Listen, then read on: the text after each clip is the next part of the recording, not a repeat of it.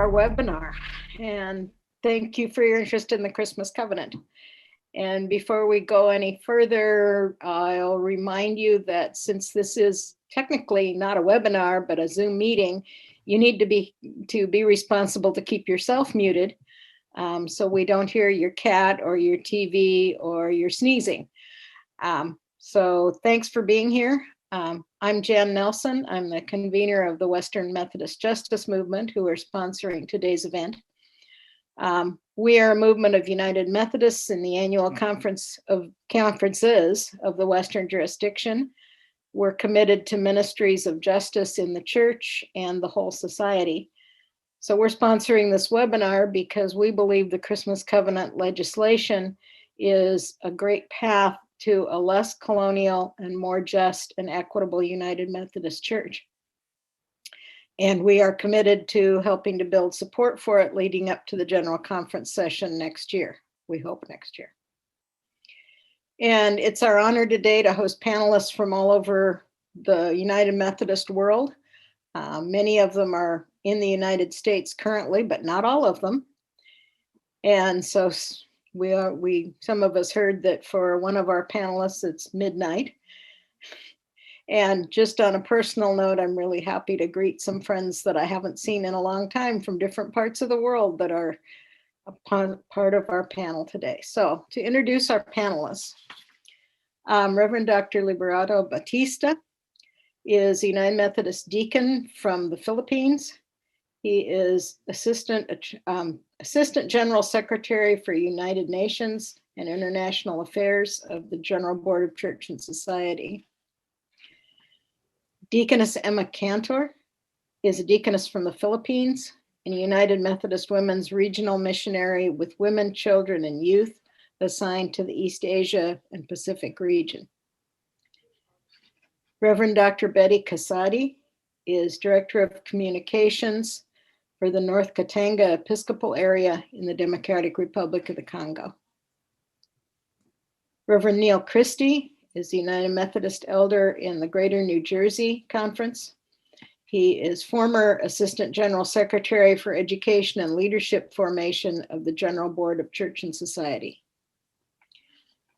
The Reverend Lloyd Nairota is the United Methodist Elder from Zimbabwe, who's appointed to St. John United Anglican Church in Alberta, Canada.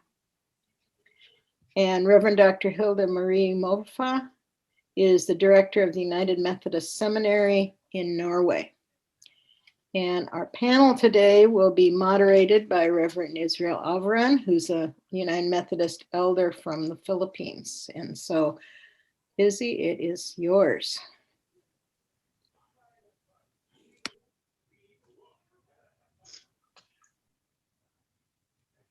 Thank you, everybody, for being here, for joining us on behalf of the Christmas Covenant Central Conference Outreach Team, which I convene, and some of our team leaders are here. Welcome to this gathering. The first to speak for our conversation today will be Reverend Levi Bautista, followed by a couple of videos. And if Emma Cantor is here, she'll do this live. And after which Neil will follow to talk about what our church says about colonialism. And then Hilde and Lloyd will talk about the Christmas Covenant. Hopefully we'll have 20 minutes of Q&A. And I would suggest that if you have questions, you could start putting them on the chat towards later, and we will look at them, and we'll get those that we'll lift up to the group. So, Brother Levy. Thank you, Brother Izzy. Let me set up the screen.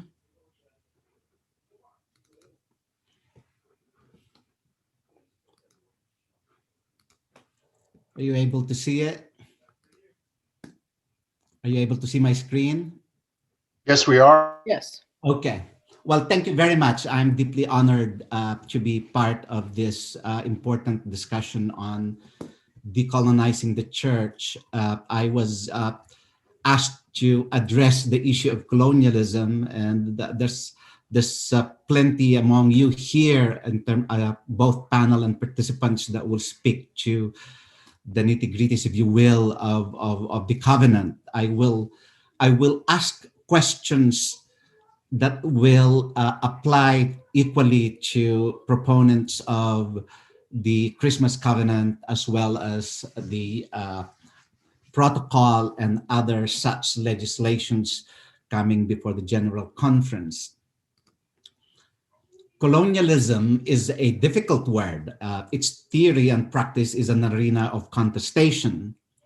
Religions are entangled in the theorizing and practicing of colonialism. Religious entanglement is intrinsic to Western colonization.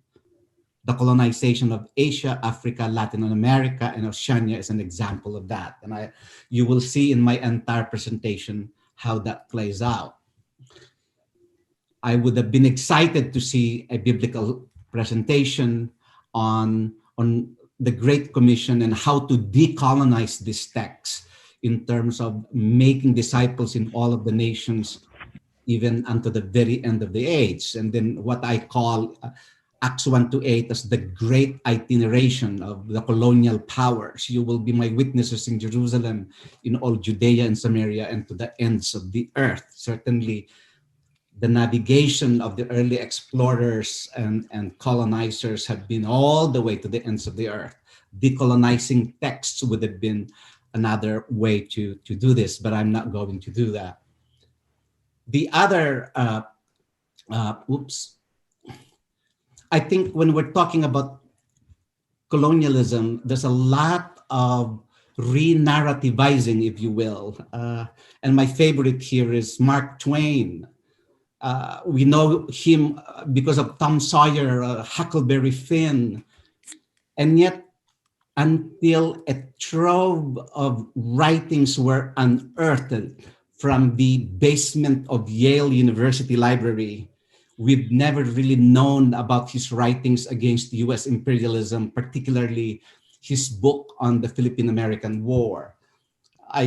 You have in front of you a rendition by Mark Twain, Samuel Clemens in real life of the Battle Hymn of the Republic, where you can see the intertwining of imperialist, expansionist language, as well as religious and theologically recognizable terms. And I would encourage you to, if you have not seen this version, to see how the Christianizing of peoples around the world is with the priority for profit and war makes men rich. And that we're going to do this, we're doing it on behalf of people for whom Christ died also. Now, that language I will use again when I refer to President McKinley's meeting with the Methodist Episcopal Church in the White House in 1898. And then there is also this narrativization, which is a counter narrativization, a characterization of colonialism itself by historians who have come up with the metaphor of gold, God, and glory to describe overseas exploration, expansion, and conquests that have allowed various European countries to rise to world power between 1400 and 1750. So you will see there that colonialism had to do with gold. It has to do with looking for spices. Certainly, Ferdinand Magellan, acting on behalf of the Portuguese and Spanish crowns, traveled the great and perilous seas to look for spices, and he met his untimely death in the Philippines, while he is touted in history books as having circumnavigated the world. It was actually his biographer, Pigafetta, that did that because he met his death in the Philippines. And then you've got the metaphor of God, referring to the crusading and missionary traditions of Christianity, characterized in part by Christianity's rivalry with Islam and hatred of non-Christian religions. So all throughout the the colonial expansion was the submersion of indigenous identities and the assumption of God-given responsibility to Christianize the heathens. And then you've got their glory, alluding to the competition between monarchies, and therefore you've got the monarchs of Europe, of France, of the United Kingdom, of Portugal, and of Spain and the Netherlands, going every which direction that their naval capabilities brought them to. So the church and religion is complicit and entangled with God, gold, and glory, and so and these are not separate projects of going just for God, going just for gold, and going just for glory. They are intertwined. They are part of the mission. They were part of the royal commissioning, that in exchange for the assumption of cost for the exploration, Columbus, Magellan, and other explorers promised to their monarchical patrons that they will bring to the Christian realm the heathens that they encounter in those places that they will annex to the crown.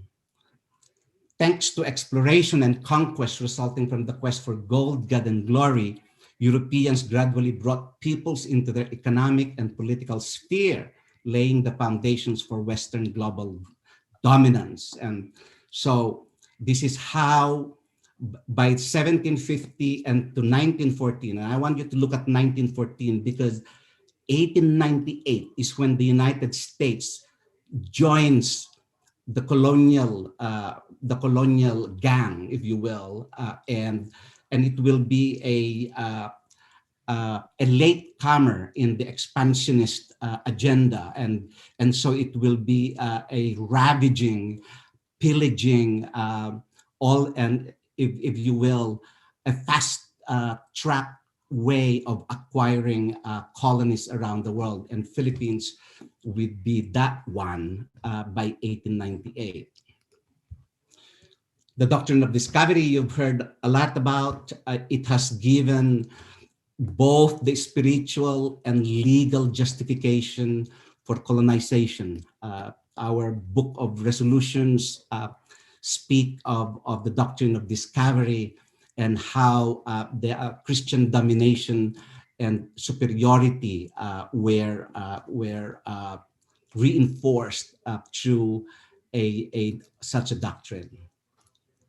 It's more than 500 years old, and yet it has been the basis for centuries of colonization and oppression, slavery, and genocide of the indigenous peoples of the world. Steve Barrs, in a book on this spirit walk, where a long article of mine also appears, talks about the doctrine of discovery. The doctrine of discovery comes in the line of many other doctrines, the Monroe Doctrine, the Manifest Destiny, that speaks of the rounding up of every available justification for hegemonic projects of the United States. And as you know, the doctrine of discovery already is part and continues to be part of US jurisprudence. It, in the early usage of it, it was used to dispossess native peoples in the Northern Hemisphere in North America. And like the Philippines, US jurisprudence is part of Philippine jurisprudence, and therefore the subjugation of indigenous peoples in the Philippines are along the same juridical rubrics that the doctrine of discovery is built on. So what's colonialism and imperialism got to do with Methodism? I can tell you it's not love that's got to do with it.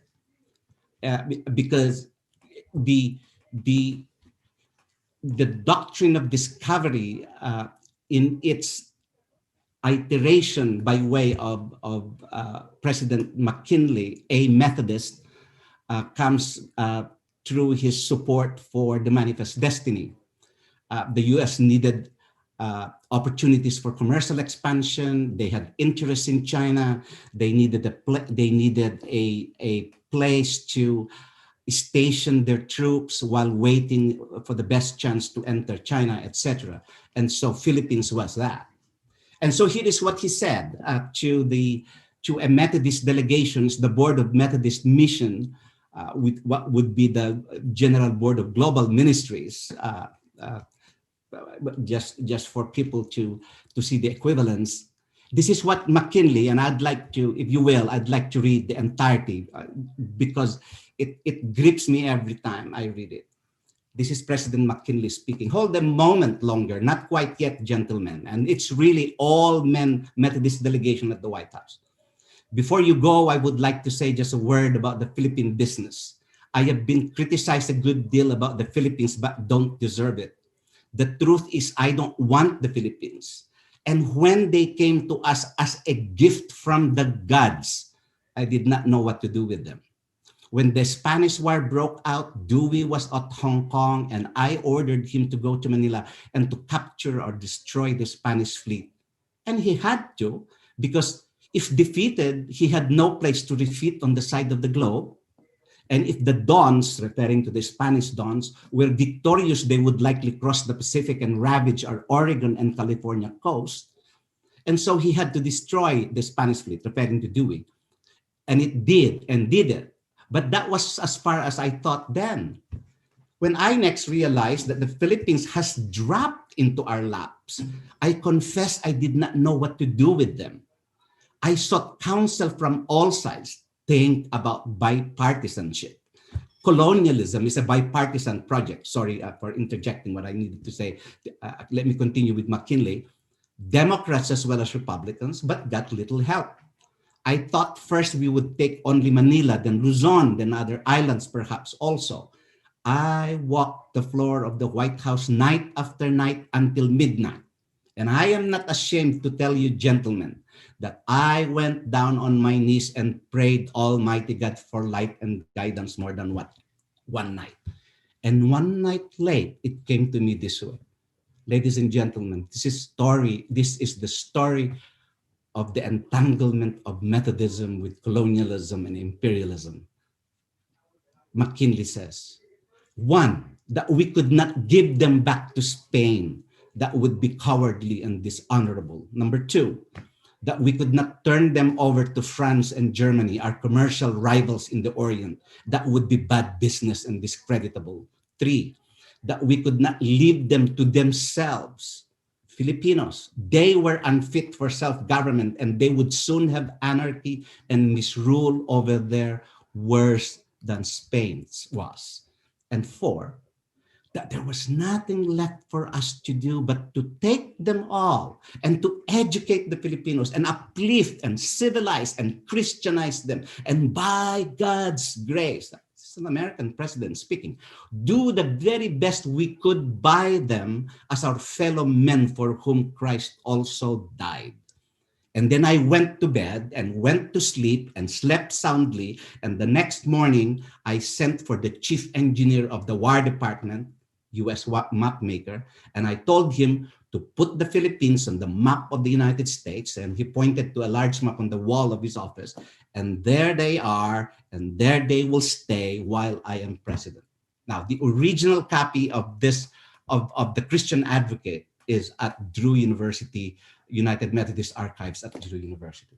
And so, imperialism by 1898, a latecomer in global expansionism, launches imperialism, and the Treaty of Paris sealed it all. And the Treaty of Paris, using the Manifest Destiny and using McKinley's imagination of U.S. expansionism, then held a mock battle on Manila Bay as a way to end the Spanish-American War, which in reality was already being transacted in Paris, wherein the Philippines wherein the United States would pay, Spain would pay the United States 20 million so that Philippines will be given to the United States.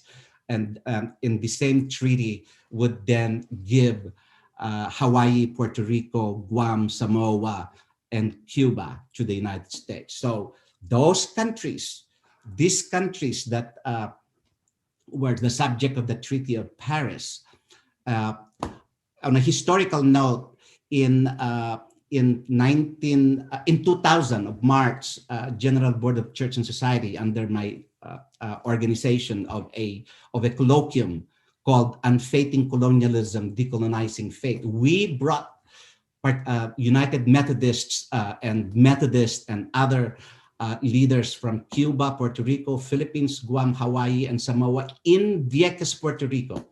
This is the first ever church gathering within the United Methodist Church that discussed colonialism and decolonization.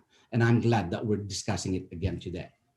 So, the Treaty of Paris of 1898 launched US imperialism and forever sealed the fate of Puerto Rico, Marianas Island, the Guam part of Marianas, Philippines, Cuba, and Samoa and Hawaii. The treaty was vigorously opposed in the US Senate as inaugurating a policy of imperialism in the Philippines, and yet it eventually gets passed. So, and I have slides here on colonialism and decolonization in United Methodist social teachings.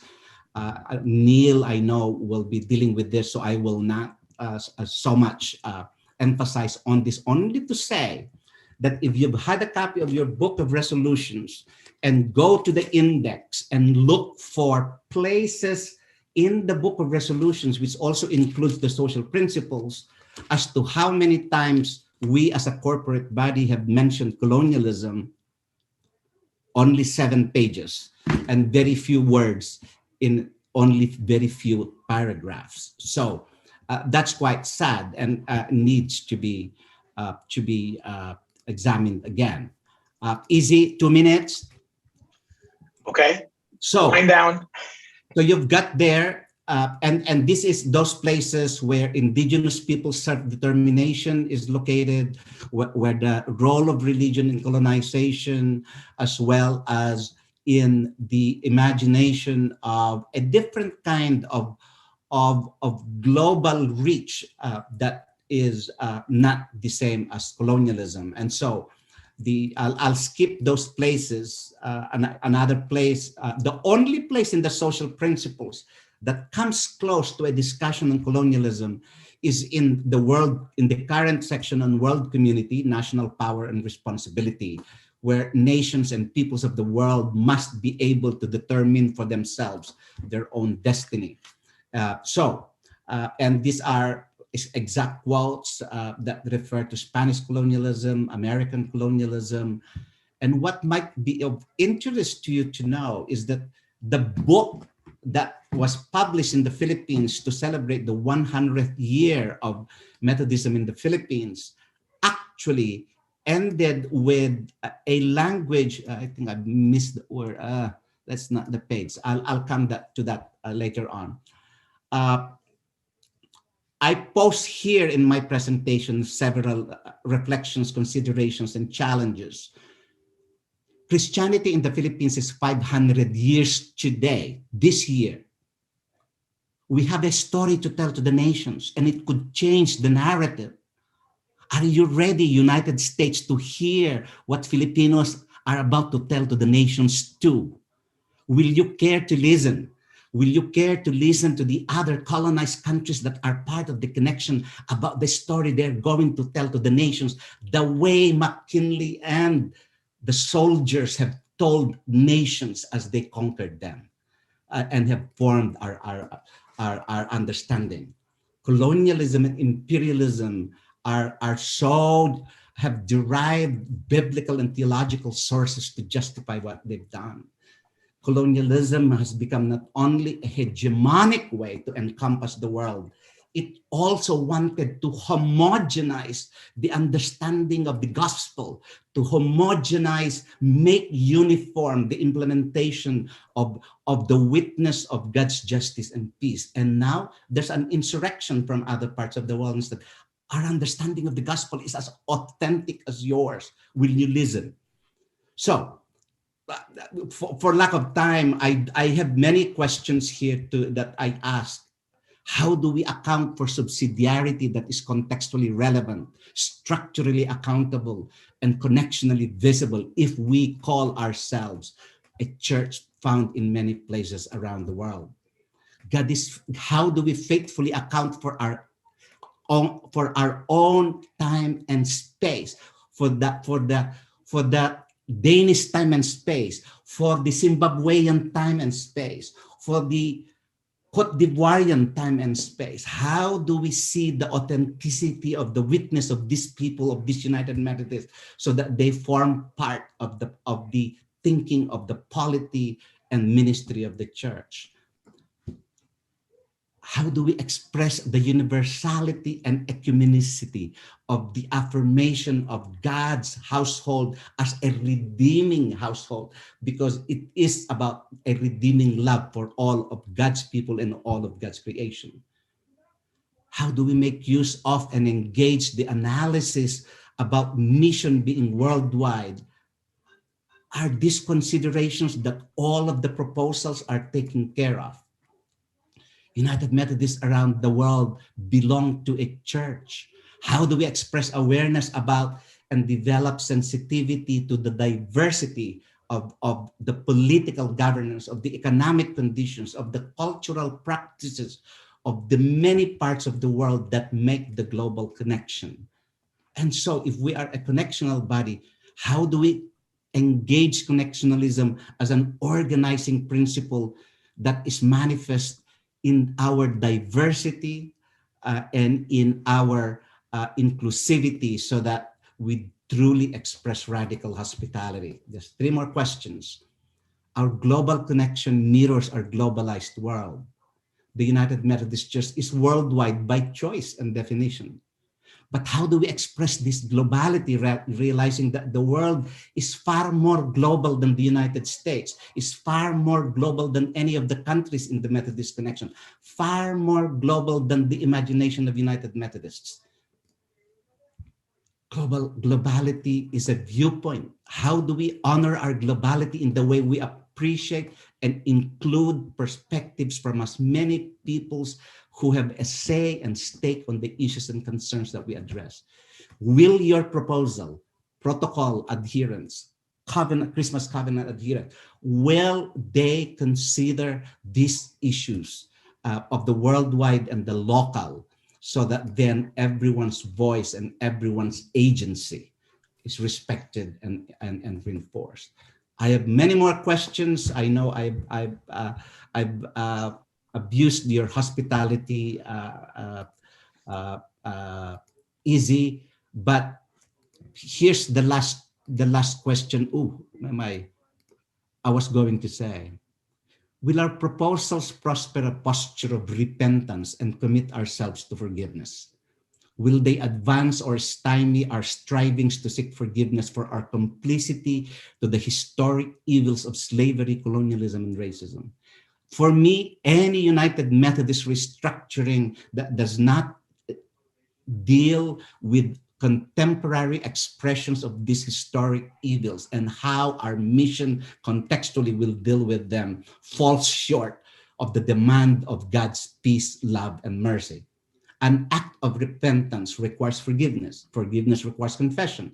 What will each of us in our proposals confess? What will that confession exact from us? Are we ready for the unearthing of submerged histories and memories so that we can proceed to reconstruct desecrated spaces and reconstitute solid identities of LGBTQ siblings, of indigenous siblings, of many other kinds of peoples whose memories and spaces have been desecrated? So as we decolonize, Are we ready to confess our complicity in the marginalization and minoritization of so many of God's peoples and their communities?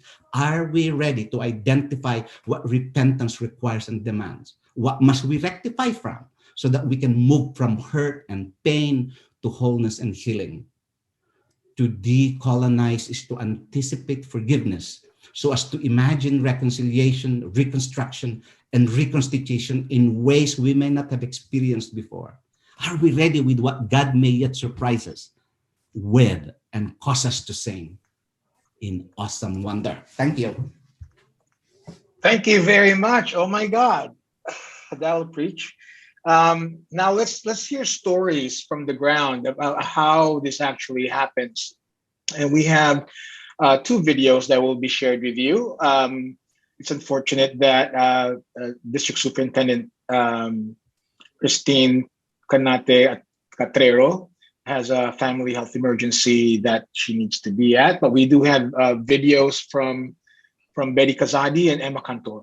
We'll play them. Thank you. Experiencing colonialism.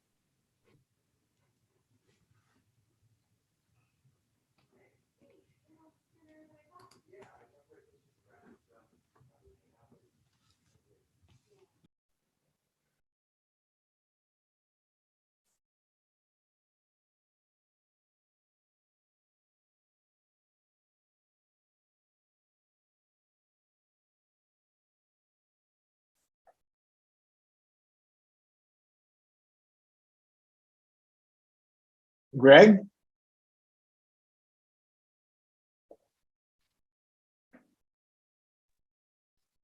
I lost track of it. Which one did you want first? I'm sorry. Oh, Betty's video, Betty, and then thank you. Emma's. Thank you. All right, thank you.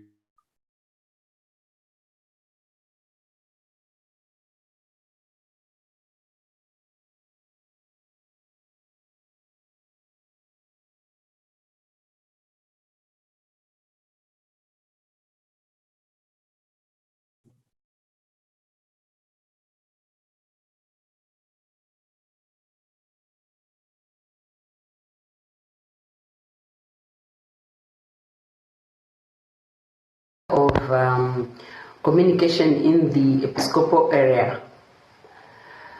Thinking about colonialism,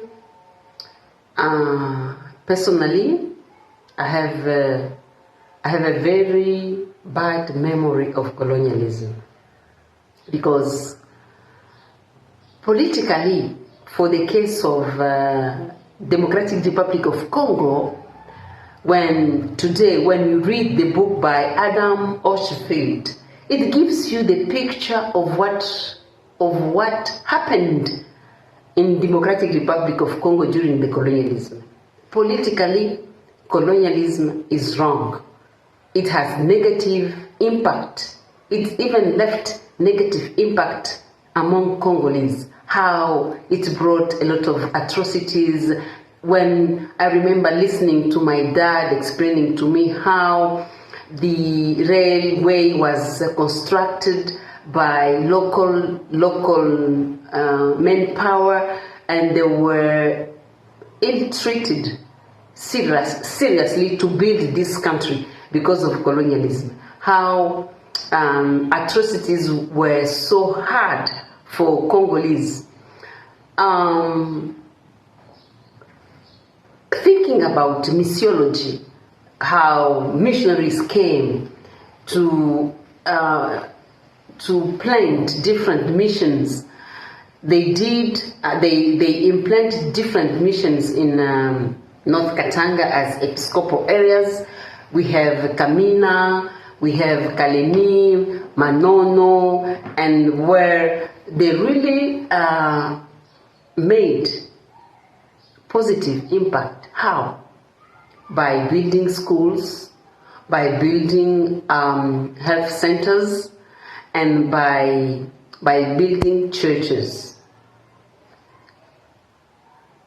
It is good as they brought this holistic approach, school, health, and the church. Fine. In the church, people, that's where some church members were trained how to read the Bible, how to interpret the Bible. However, when you reflect seriously, there is a track also of ethnographers who came to Congo where they were telling people to disregard local social values. Whatever they see indigenous people doing, it could not please them. Those ethnographers say, this is pagan, you need to change. Yes, but the Bible should be interpreted within the context. That means today we are in the church, in North Katanga, in different districts, for worship and praise. You really see that women, youth, they use traditional instrument, local instrument where they praise their God. We call it kyondo. Kyondo is a musical instrument where we value what we are and we value our tradition.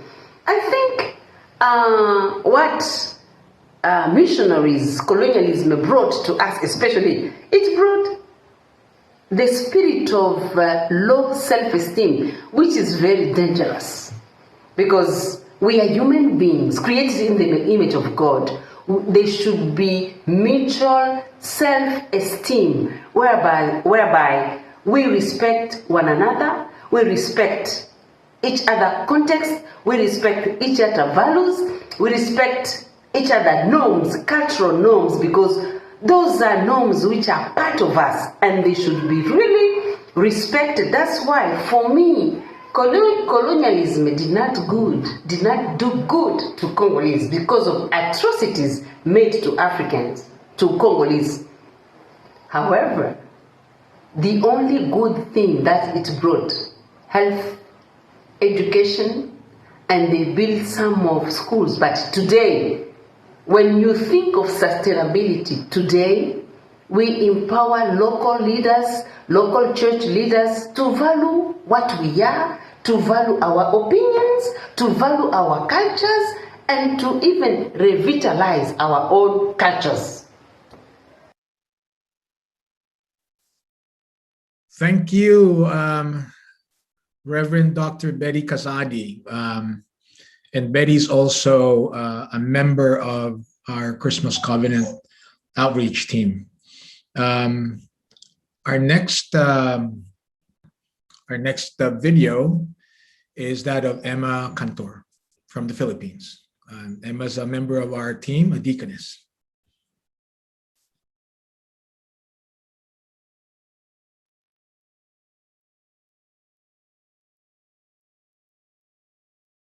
The Philippines comprise of over 7,000 islands in the Pacific.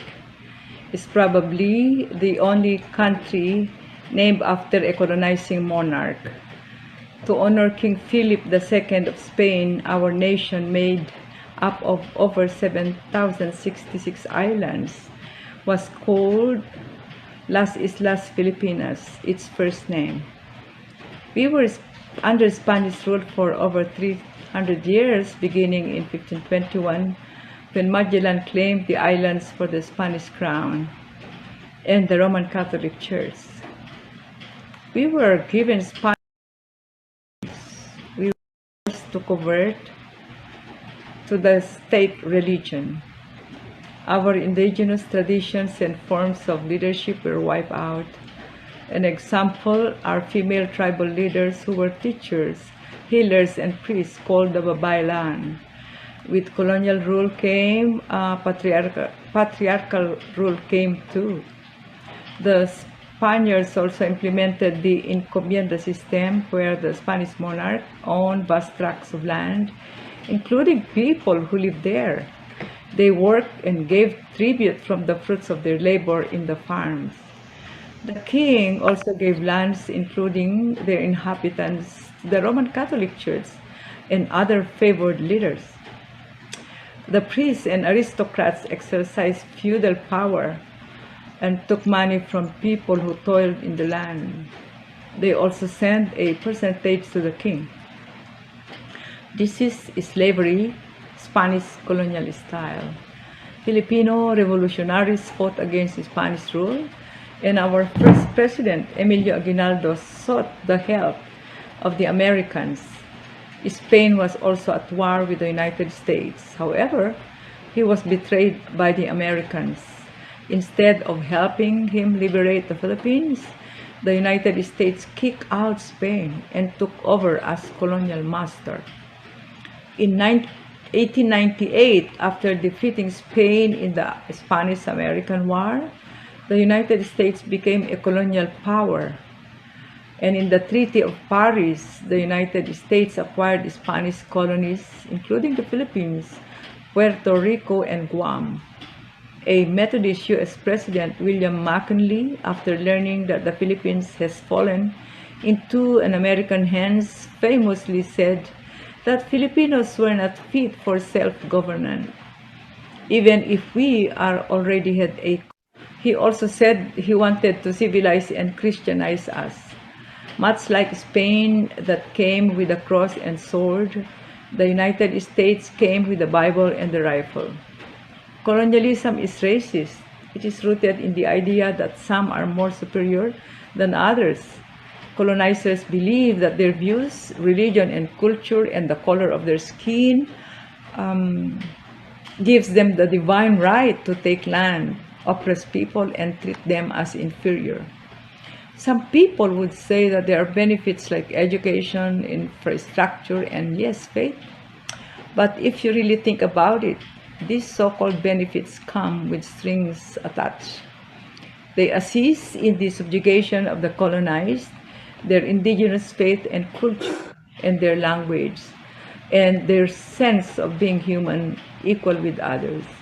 It is no wonder that many Filipinos continue to have colonial mentality. Anything made outside the Philippines is deemed better.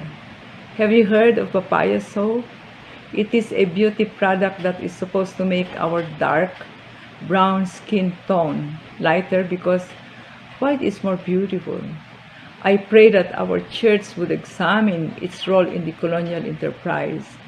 A good first step is to look inward and see how we practice colonialism within our own polity and how we relate with its part of our worldwide connection.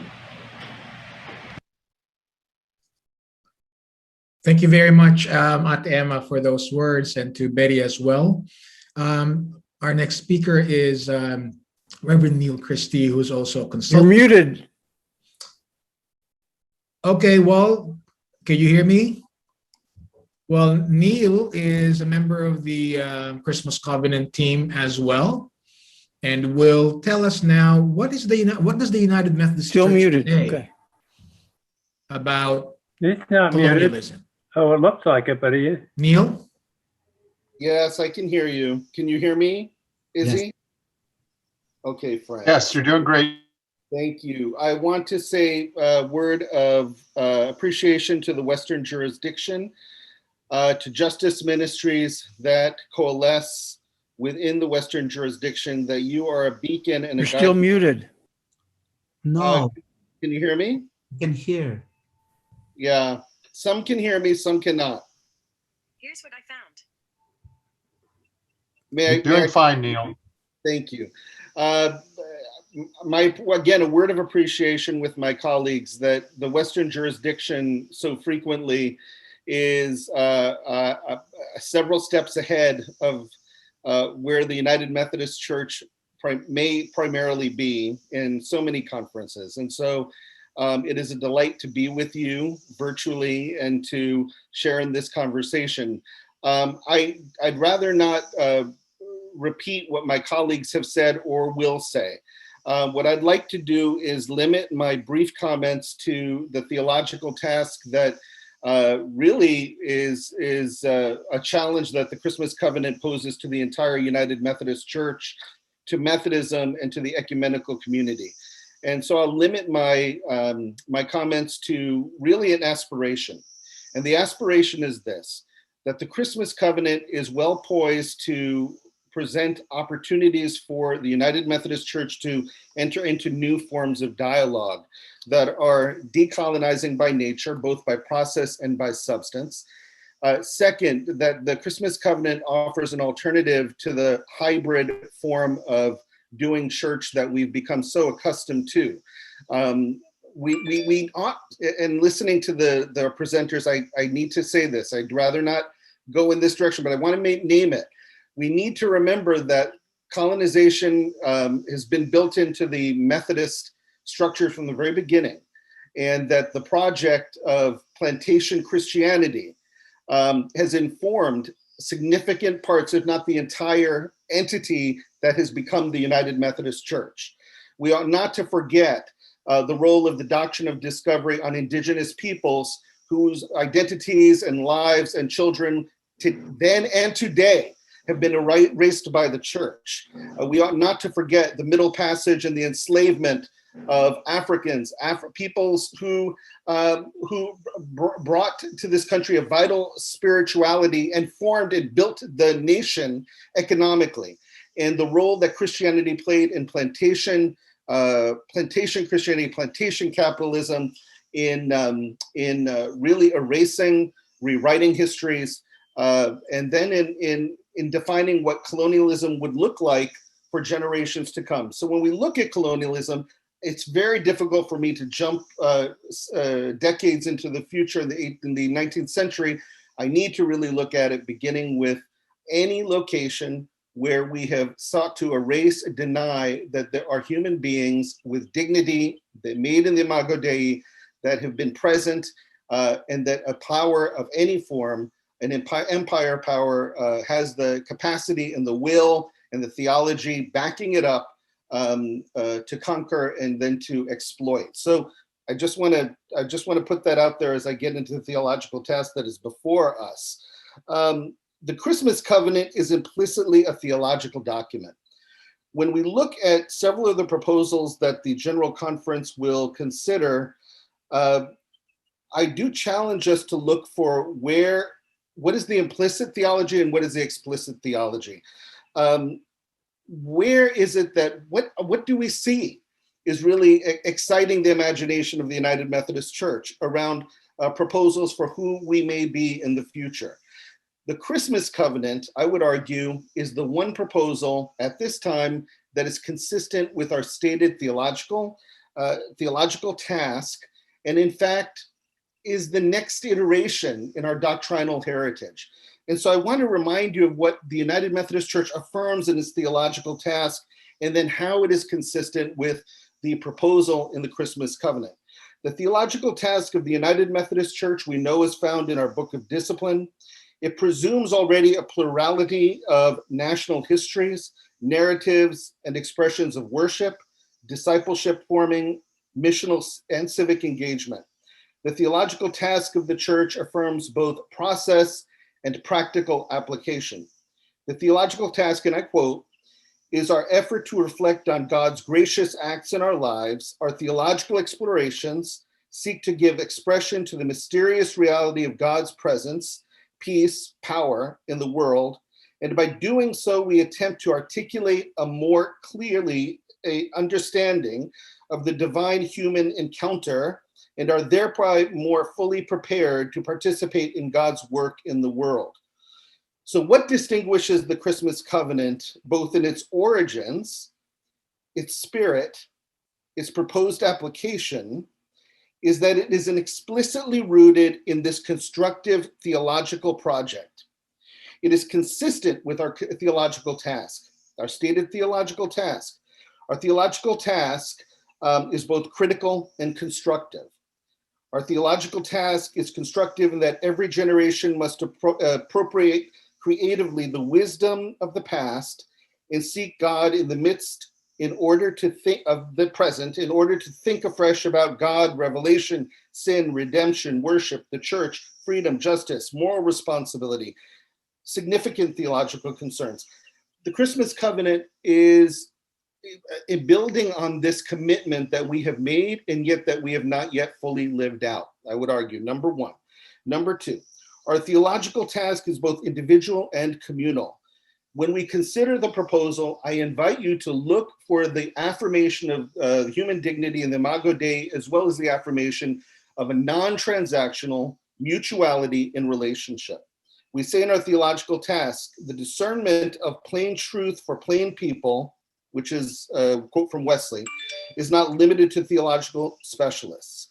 Scholars have their role to play in assisting the people of God in fulfilling these callings, but all Christians are called to a theological reflection.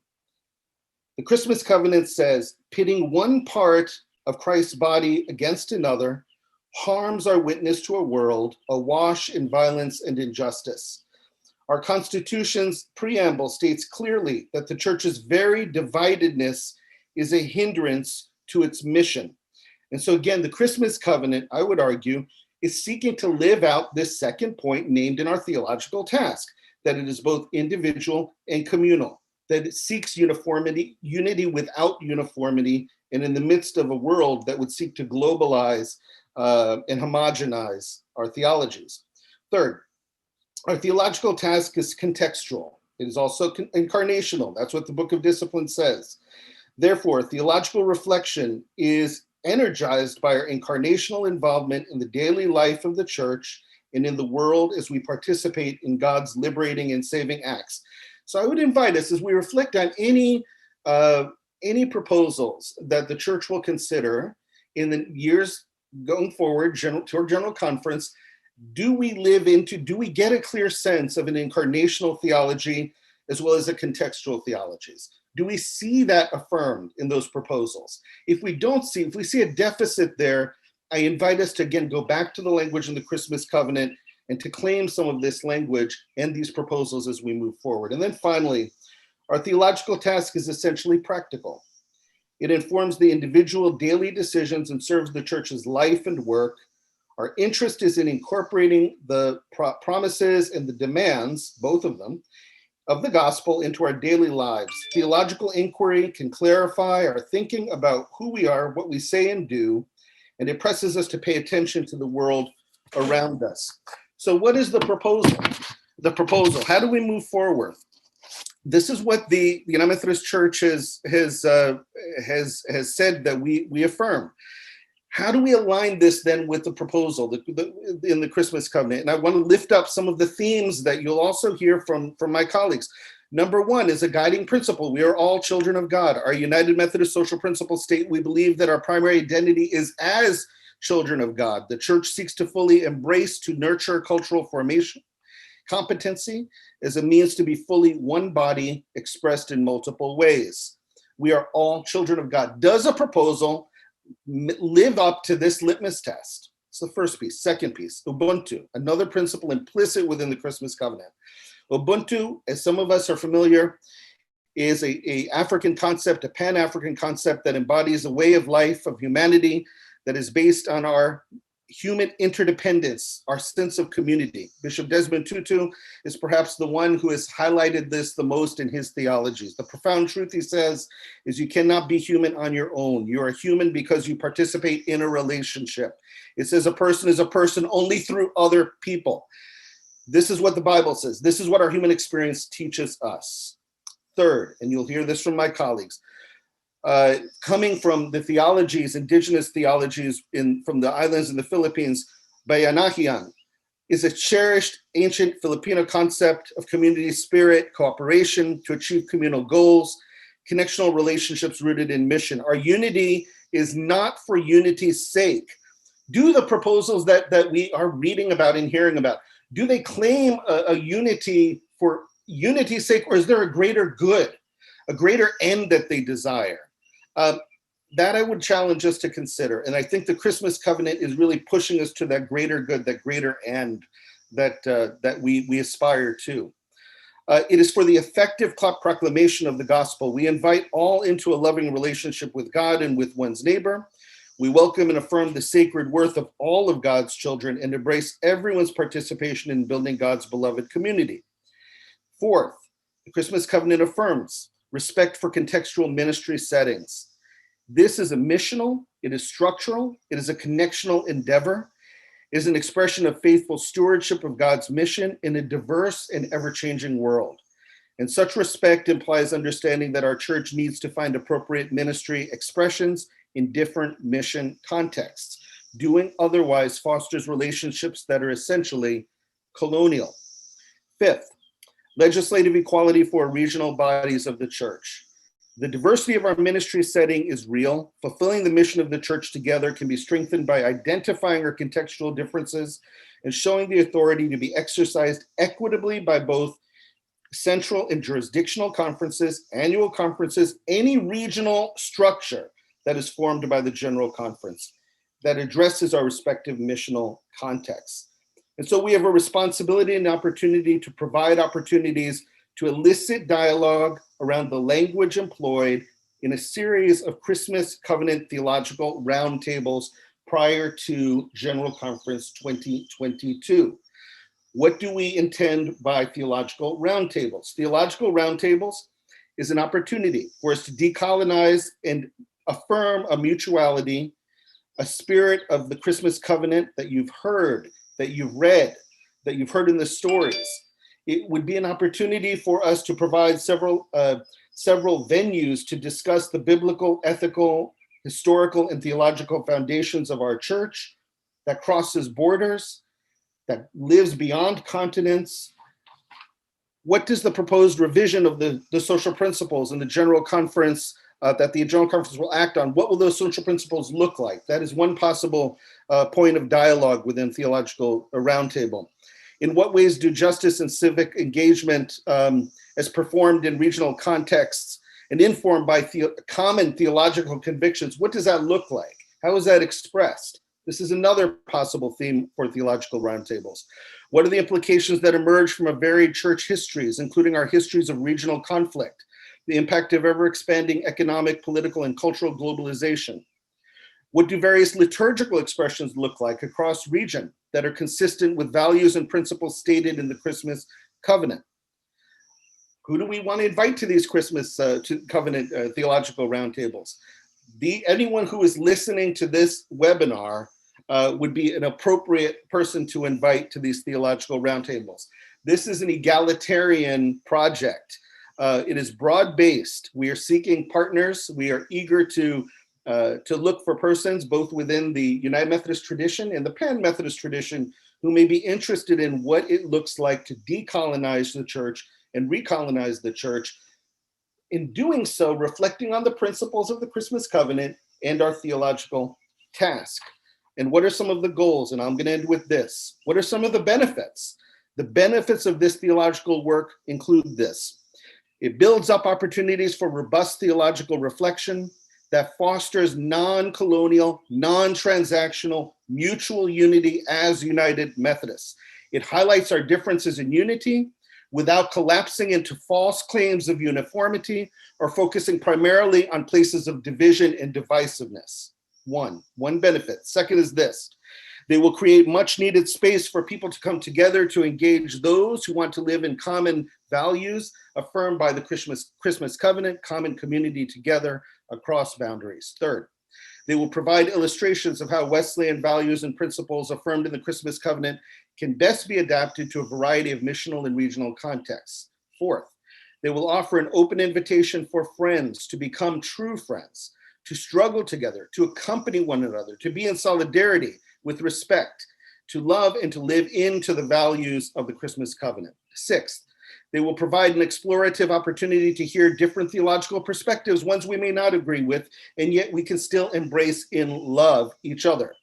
We can agree to disagree and still explore diversity without exploiting our opinions that differ one from the other. Seventh, they will demonstrate what a future United Methodist can and ought to look like as when it engages in healthy conversation and dialogue across diverse national, regional, and transcontinental contexts. Ninth, they will offer an opportunity for discussions to be tested with one another amongst those who are still unchurched, those who still are unfamiliar with the United Methodist tradition, those generations that are still to come. This is an opportunity, in a sense, for evangelism in its very best form. And so what are some of the major themes that we would want to lift up? I've named them already. Conversations around doctrine of God, the human person, salvation, what it means to engage both in civic engagement, social justice, and spirituality and discipleship. These are some of the themes that are possible. I'll stop there, but I would invite you again to reflect with us on the benefits of the theological work that has gone into the Christmas covenant, and what further work we may be able to do together because of this catalytic opportunity. Thank you. Thank you so much, Neil, and congratulations for your new appointment as the new Executive Minister of Connected Engagement for the Baltimore-Washington Conference. Thank you. So we've heard from Neil. Now we will hear from Dr. Hilde and Brother Lloyd here. They will talk about the Christmas Covenant briefly, and then if you have any questions, I will also post in the chat some resources that you can read about the Christmas Covenant, and you'll also see I'll post something about how you can be part of it, how you can sign up as a supporter. Just look for it in the chat, and how you can donate. This is a grassroots effort, friends. So Hilde and then Lloyd. Thank you. I am from Norway. This is 1 a.m. in the morning now. I come straight from a party, the first party in many, many months, and I'm happy to finish my party here with you. When it comes to colonization, I kind of are on both sides of the table. On the one hand, in a modern way of colonization, Norway is always the little sister of Americans. And in the United Methodist Church, so many things are decided in America, decided in an American way. And every time something new comes, we have to think, is this for us or is this not including us? And we have to figure out that. For instance, when you discuss American pensions, we're not a part of that. When you discuss global mission, we are a part of that. On the other hand, as part of the Western world, I am also the colonizing part of colonization, and we need to be aware of that. I do mistakes all the time. Sorry, I have a cat here. Not always helpful. I say things in stupid ways. I hurt people because I don't see how things affect people because I'm blind to colonization quite often. And we need to figure a way out of that, a way to do things better, to understand better. After all, we don't want to be Vikings again, as we have been in the past. So this leads us to the principles of the Christmas covenant that we just heard briefly from Neil. The first principle, we are all children of God. Seeing the other as a child of God is to see the other as embraced by God's grace in the same way that you are. And that does something to us, at least it should do.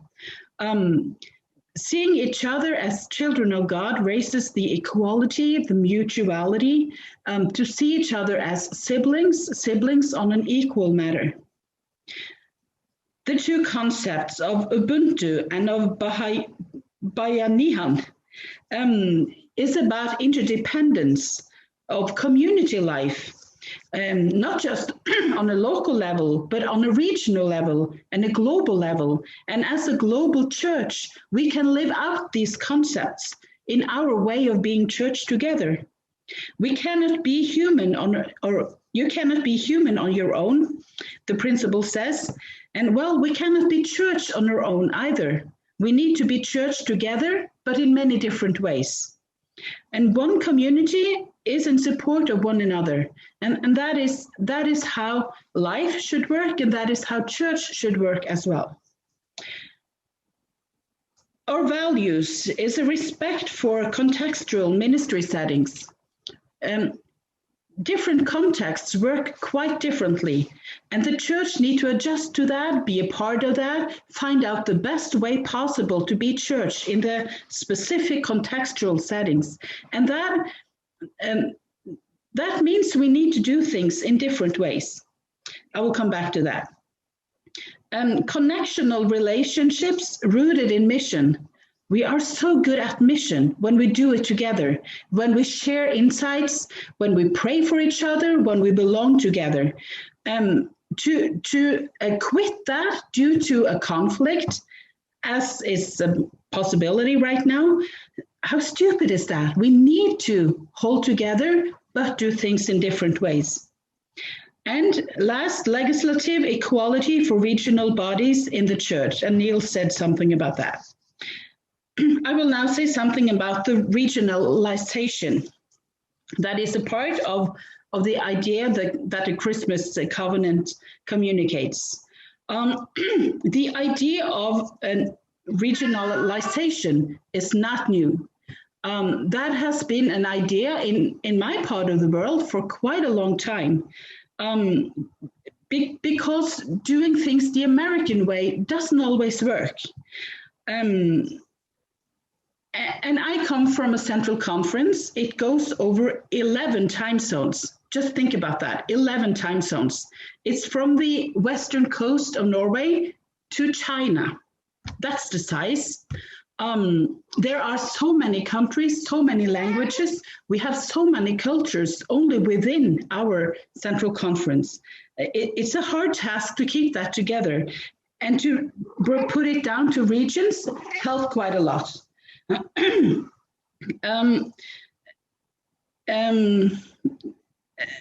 As you know, the central conferences already can do some adjustments within the Book of Discipline. We don't do that often, but when we do, it is mostly due to Norwegian law or Scandinavian law being different than American. For instance, the workers' rights are quite stricter here, and so the Book of Discipline doesn't always fit our laws, so it needs to be changed. The Book of Discipline doesn't fit our size, so we need to adjust a little bit on how many committees a church actually needs to fit the size that we actually are, or other things that make it needed. And I just want to remind you that the Book of Discipline that we have as a global church is already adjusted to American society, American law, and American culture. So the right to adjust to things are actually to adjust it back to our culture. And we want it to be organized in a better way where we stand on each footings to do that work. I could also say something about human sexuality, because your region that you represent here and my region in Western Europe is quite on the same space. And the Christmas covenant is a way of doing things different ways due to the context that we have, and let other do it in other ways. You could ask questions on that if you want. I just want to remind you that we have that in common. And then, Lloyd, I'll set over to you.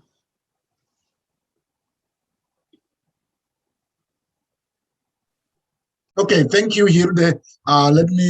Thank you, and that's a very strong background of the Christmas covenant. And I will try to point at the legislation. Let me see if I can share my screen here.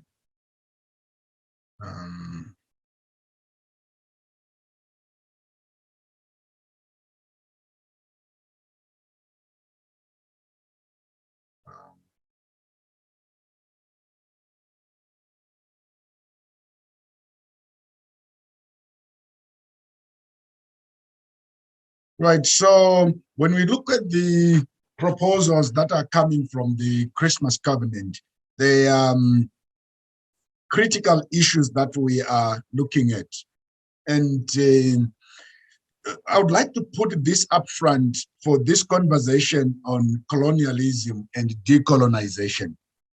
If you read the United Methodist Book of Discipline, if you look at the United Methodist Church structure, currently where we are, this is a structure that has been developed from the Christmas conference, as you say. And if you look into the history of the United Methodist Church, the Christmas conference was creating a United States of America Protestant church.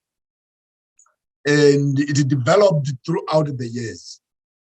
All the divisions and the splits that happened within the Methodist Church of the Christmas conference, there were divisions and splits based on American geo-social and political issues. And that's how the Methodist Church has been splitting. And it's quite interesting that it is always the American geo-social, economic, and political issues that splits the Methodists, always. And from the Christmas conference to the post-COVID conference, when splits comes at the table, it is basically to address American geopolitical, social, economic, and religious issues. That's what is happening. So come the 1930s union of the 1939, after all the splits, come the 1930s union, the debate is about American social, economic, religious, geopolitical issues. The South saying we cannot have a woman clergy. And those who had been ordained as women in the Methodist Episcopal Church had to surrender their credentials if they were women, so as to accommodate the American power views that were negotiating to converge. And the other thing is also happening in that conference.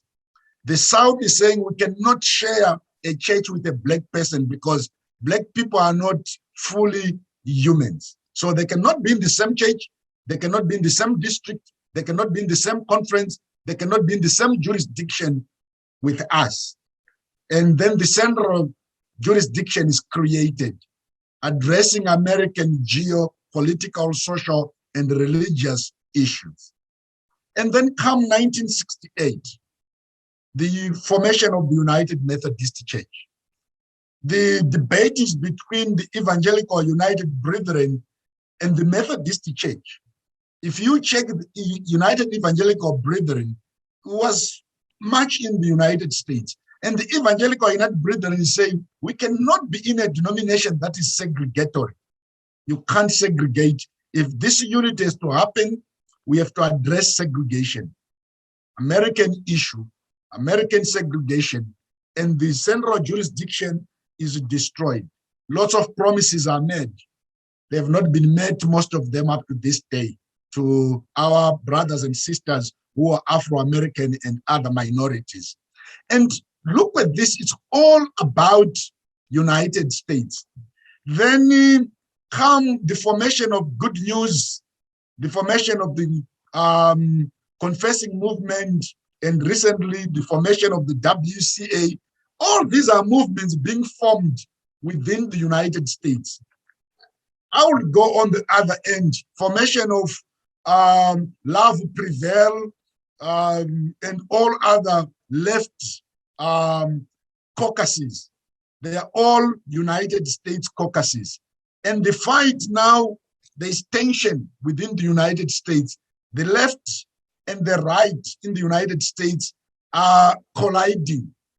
And as the left and the right is colliding, there's thinking, because this is a church that has been formed as a United States church.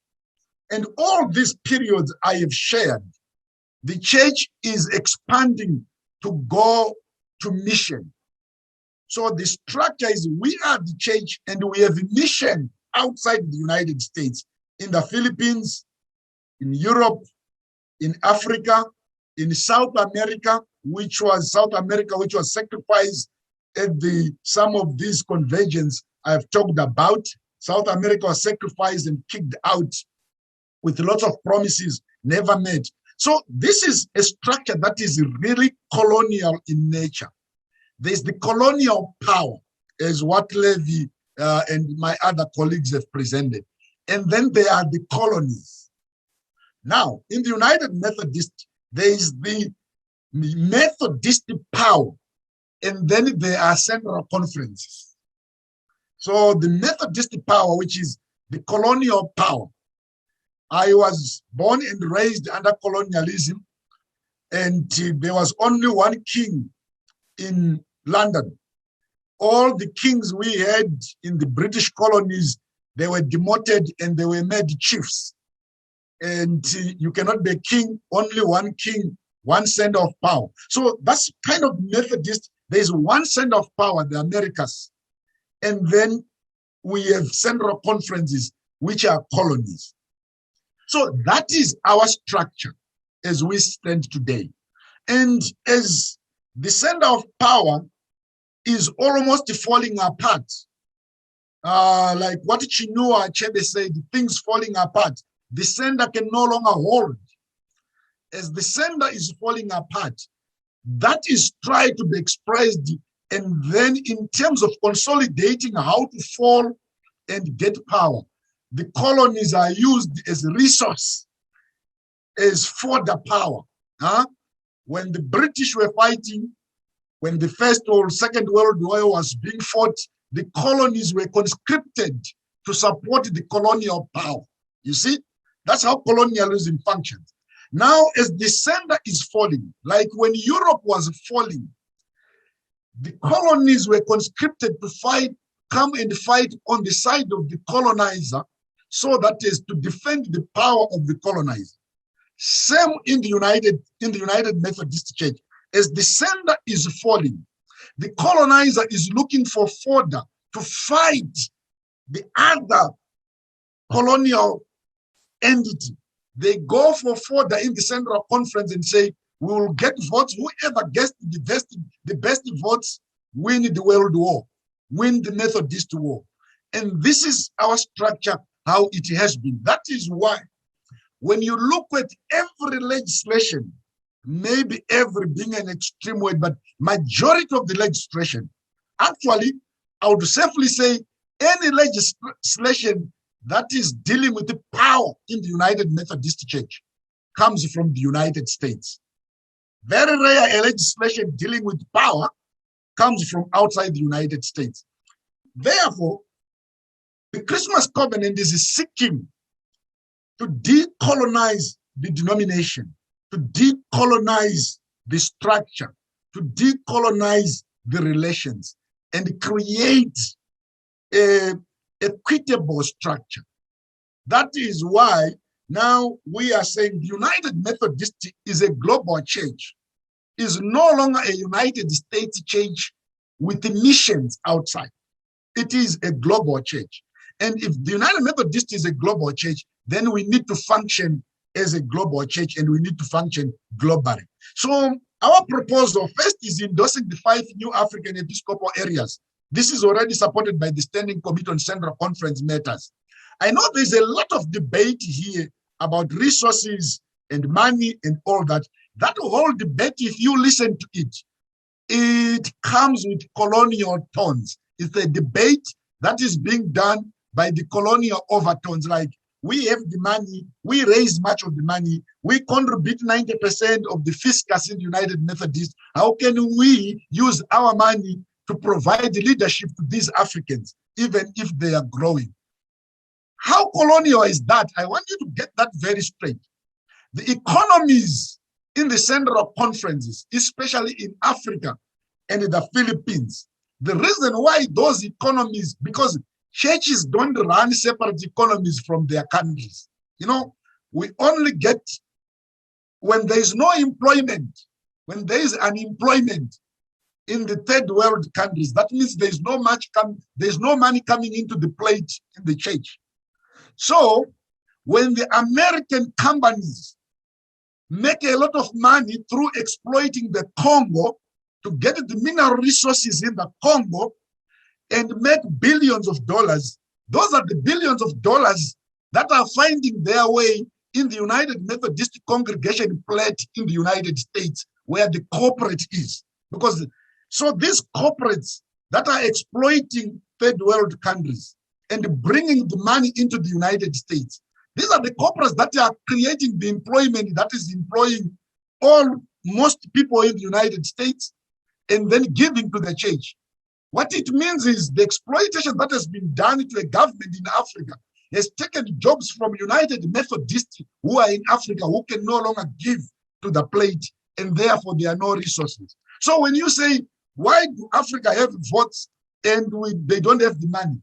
That's pure colonial So we are supporting this and would encourage us to stand. Then transform current central conferences into regional conferences. So now the legislation will be addressing the equity. And this goes together with the creation of the United States Regional Conference. Now, this is important to see why central conferences are becoming regional conferences. And then we need a regional conference in the United States.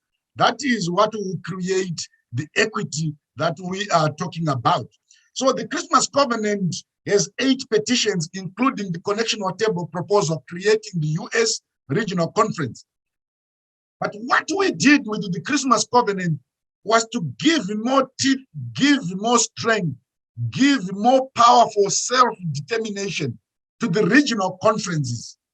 Now, these are all regional conferences across the globe, the United States, Europe, the Philippines, Africa, so that all regional conferences have equity.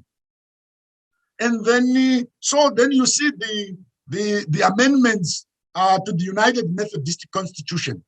So, because as I said at the beginning, the history of the development of this constitution, it's a constitution that was developed with a Church of the United States with missions outside. So create regional conference around the globe, including the United States, then to achieve global equity between the regional conferences for effective contextual mission work. Why the constitution has to be amended?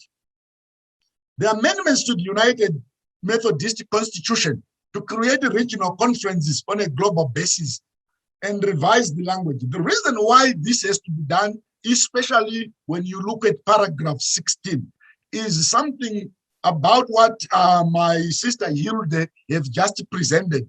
That is a central conference, we make laws. When you talk about adaptation of the Book of Discipline, central conference, we are only allowed to adapt to meet the legal requirements in the nations we are existing. Look at the history of the Judicial Council.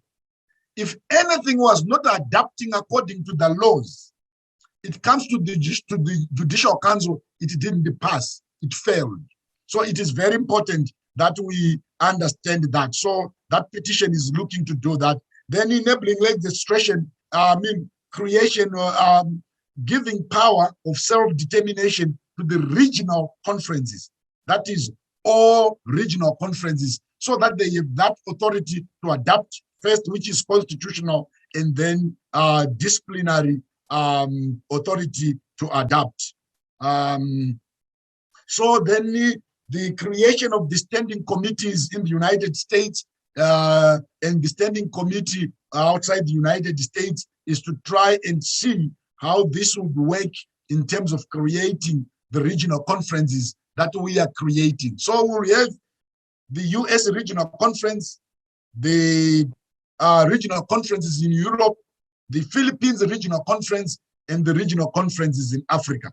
Sometimes we faced this question, why one regional conference in the US? There is one regional conference in the Philippines because it's one nation. There's one regional conference in the US because it's one nation. It's many nations in Africa. You can't have one regional conference. Many nations in Europe, as was expressed by Hilde, difficult to have one regional conference. So if we are really talking about equity, mission, and adaptation, we really need to make sure this is done. But then there's more work that can be done on that. And then so the bishops, not a big deal. Creation of the US Regional Committee on Legislation. So the Christmas Covenant is seeking it will be composed of all, this is the composition of the US Regional Conference. Why is this important to put it in this legislation? It's because the central conferences, there's already legislation constituting central conferences because they are in existence, and that is being adapted to regional conference law. And then for the US, it's a new regional conference. That is why it is important.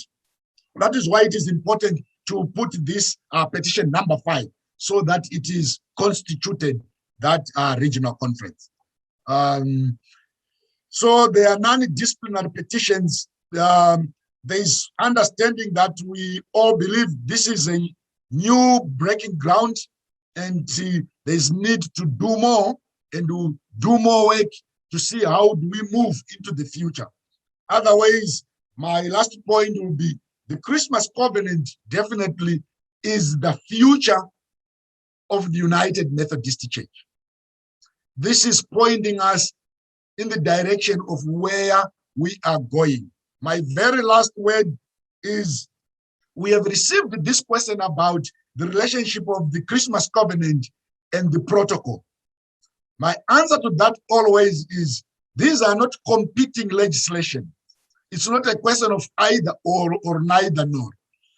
The protocol is dealing with the past that I have narrated, the fight that has been happening. And there are some who feel they can no longer stay together, especially in the United States, because the empire has grown. There's too much power dynamics. There are others who feel they can no longer stay in this same place and they want to leave. And the protocol is preparing them to leave. The Christmas covenant is preparing the United Methodists' future to decolonize the structure and how we do business and become a globally equitable denomination working together in mission. Thank you. Thank you very much, Lloyd and Hilde, for giving us sort of the nuts and bolts of the Christmas covenant. I put up some stuff on the chat. I'm not seeing a lot of questions.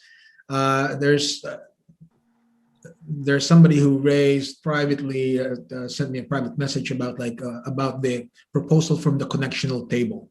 The U.S. is a regional conference. Is anybody want to? Anybody from our team want to respond to that, and how we actually?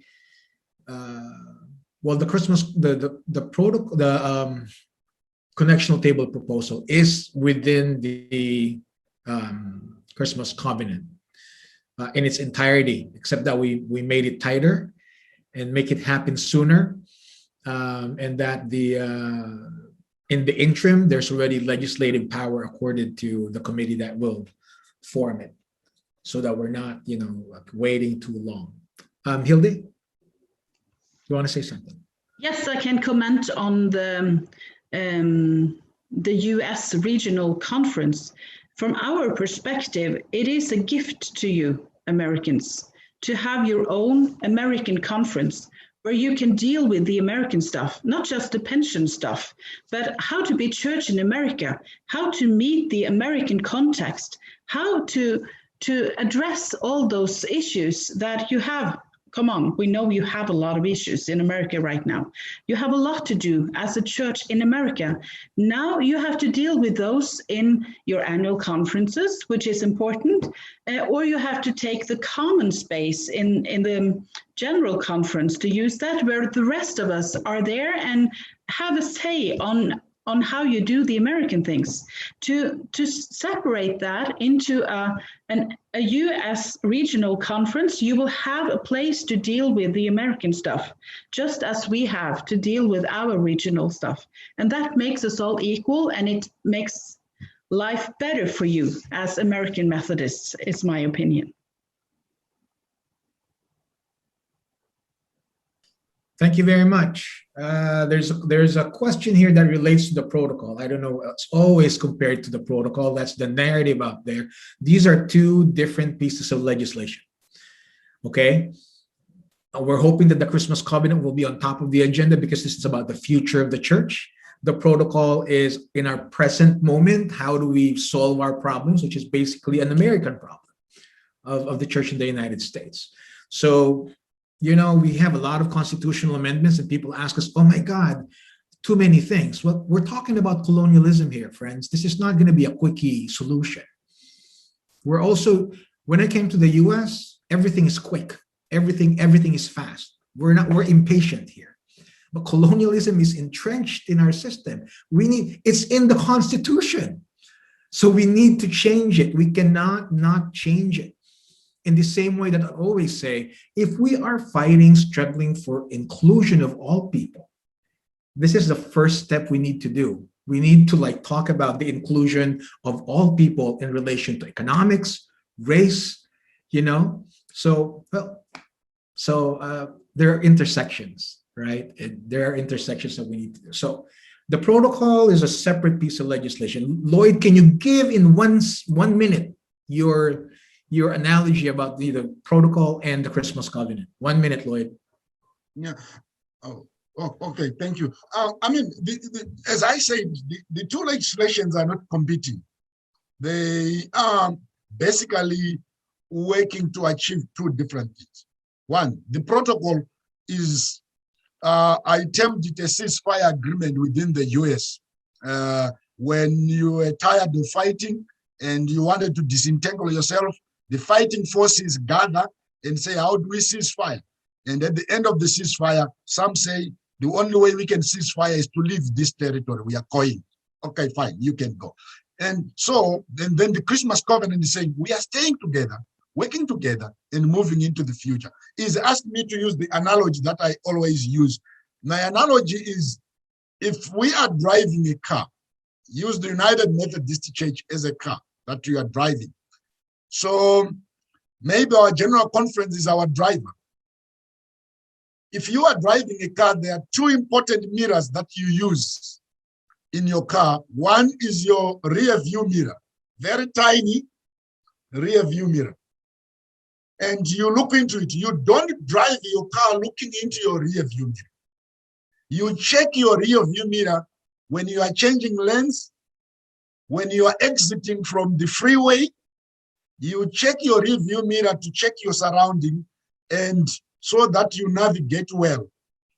Those of us who are African drivers who grow up in Africa, when you are driving, you run over a snake, you keep your eyes on the rear view mirror to check if you have left it behind, if it's not below your vehicle. That's very important. So I would say the protocol is our rear view mirror. We are looking in the past where we are coming from and see we have exited very well. And those who are exiting, they like the protocol to see if they exit from the United Methodist into another road that they'll be going into. They will have to check on their review mirror. And that's where everybody is looking on the protocol. But you don't keep your eyes on the rear view mirror. You have your windshield. Your windshield is where you always keep your eyes, because the windshield is broader, is bigger, and it's showing you the road where you are going. It's showing you the future. It is showing you your journey. And the windshield at this point, when we get to General Conference, is the Christmas Covenant. The Christmas Covenant is showing us the road the United Methodist Church will be going, the broader future. So we are not keeping our eyes on the rear view mirror because we are not going there.